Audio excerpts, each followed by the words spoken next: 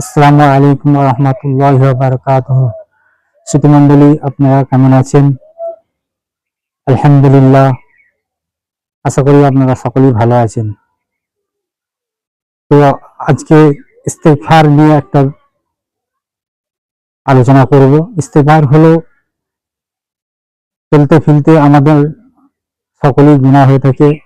আমরা সকলেই গুনাহগার, কেউ কম কেউ বেশি। তো আমাদের প্রতিনিয়ত ইস্তেগফার করতে হবে। ইস্তেগফার হচ্ছে আস্তাগফিরুল্লাহ রাব্বি মিন কুল্লি যামবি ওয়া আতুবু ইলাইহি লা হাওলা ওয়ালা কুওয়াতা ইল্লা বিল্লাহিল আলিয়্যিল আযীম। আরেকটা ইস্তেগফার আছে সাইয়্যিদুল ইস্তেগফার।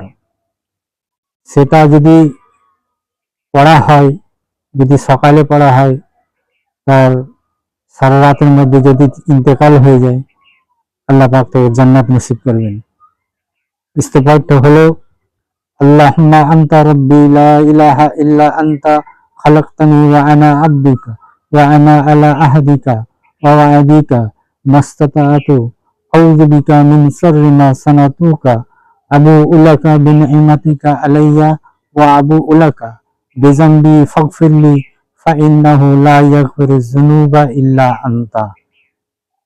এই ভিডিওটা সকলকে শেয়ার করবেন, সকলেই যেন এই ইস্তেগফারটা শিখতে পারে।